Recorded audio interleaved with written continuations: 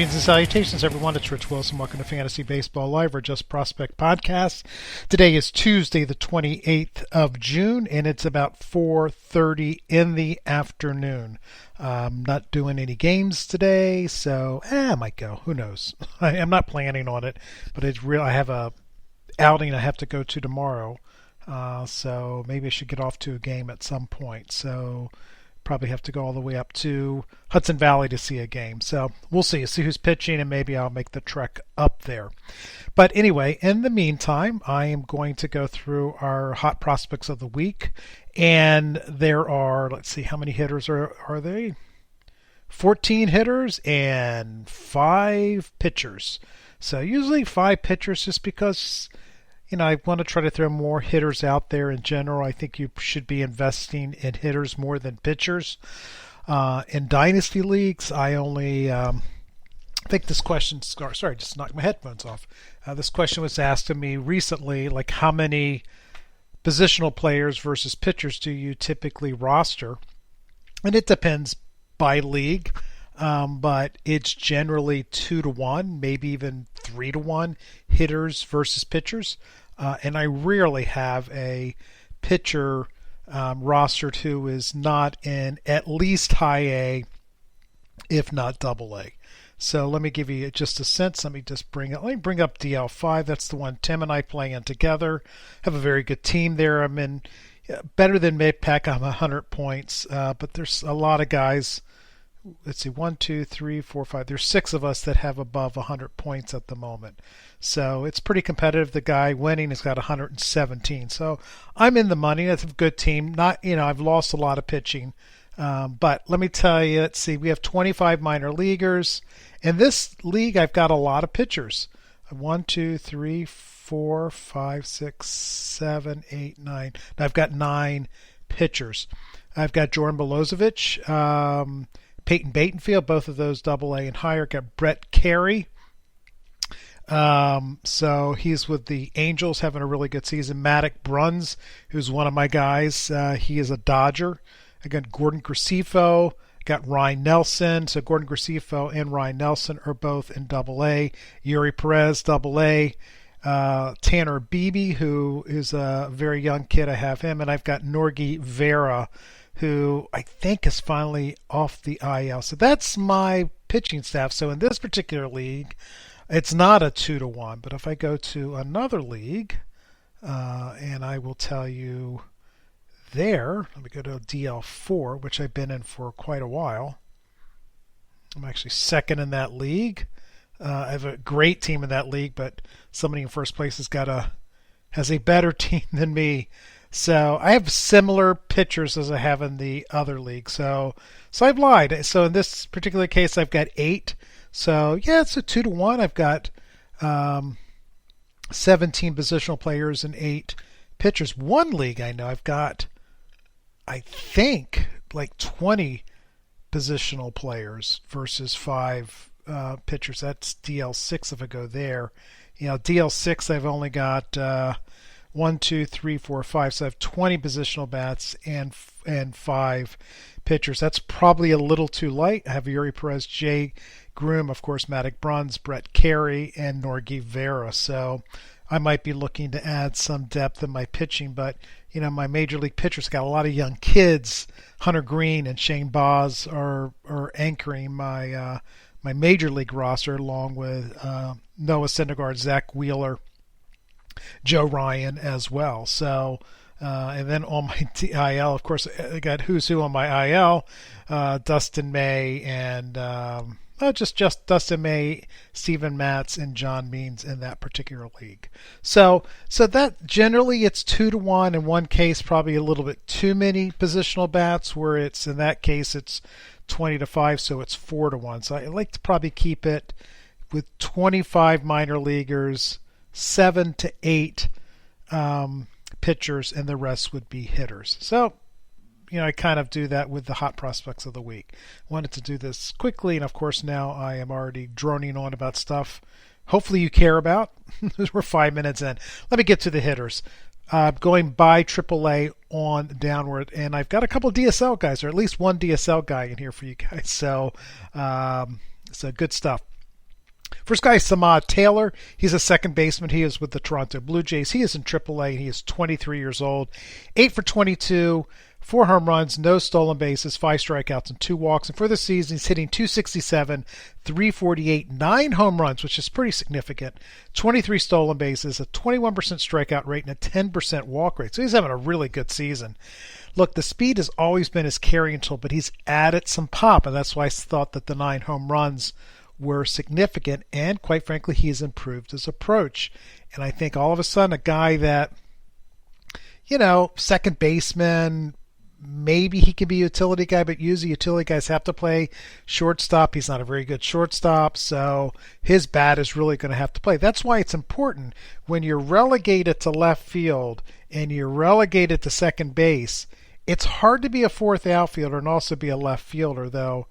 With, I think, in Cleveland, Stephen Kwan, who could be a good center fielder, is over in left field. But usually you put your big bats there who are defensive challenged in left field. Definitely don't have the arm to play right field, but probably don't have the speed or the ball tracking ability to play center field. That's why a bat's got to carry a left fielder. The same thing is true with a second baseman.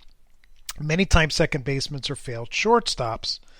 But many times they're failed shortstops, and they're probably not good enough to be a utility guy because there's always a guy who can hit enough who is a really good defensive shortstop that many times falls into that utility role on a team. So second basemen have to be able to hit. So it's important that his approach has gotten better and that he's showing some power, because he has a chance, I think, to be a full-time major leaguer. And I've got him as a top 10 second baseman because of the speed. He could definitely put together a 20-plus stolen base season. But let's be real. He plays for the Blue Jays. They got to find a place for Kevin Biggio. They got to find a place for Espinal. So they're a very good team. They're not playing as great as I think the talent eventually will show, and it's going to be tough for a guy like Samad Taylor to kind of roll in as an infielder, or even if they try to put him out in left field, or maybe he can play a little center field. He's fast. It's going to be tough for him. Maybe he's going to replace George Springer. Don't think so. So, it's going to be tough for him to find playing time. So, with the fact that he's in AAA, just about ready, showing power, all that stuff is good, but he's blocked, and he's blocked. It's a tough block too, so just know that.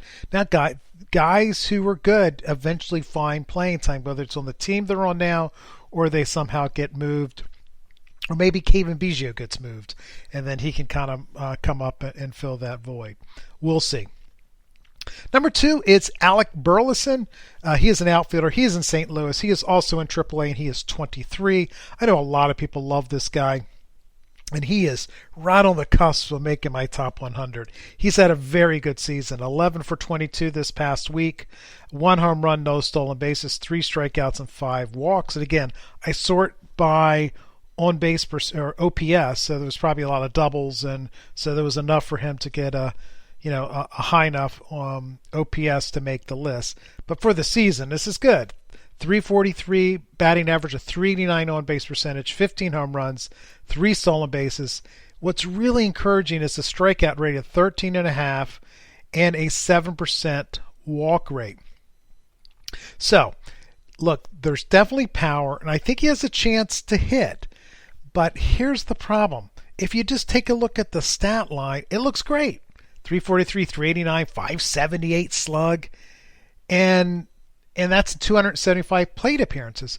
But if you go to that little tab that says splits, and you actually take a look at his split, he's slugging 669 with 14 home runs against right-handed pitchers. You know what he's slugging against left-handed pitchers? 380. And he's only got 1 home run. So there are some pretty bad splits going on with Alec Burleson, and I tell you, you take a look at that, and the Cardinals know that. Everybody in the league knows he's got split problems, and that just begs, is he going to be a platoon guy? Now, could he be a Jock Peterson type of platoon guy? And I think the answer is yes. And Jock Peterson I think it was last year or the year before last, where when he went to free agency and the Cubs hired him and said, I want to be a full-time player. They said, we will make you a full-time player. And that lasted about a month until they realized he couldn't hit lefties, and he was back to being a platoon guy. But you know what? He's going to hit 30 home runs this year. I think he's already got 17. And he's probably going to be 85 RBIs or something reasonable like that. To me, that's really acceptable for a fourth outfielder. And a guy like Burleson can have a fine career and be a very helpful guy on a fantasy team, even if he winds up being a platoon guy. So I like him.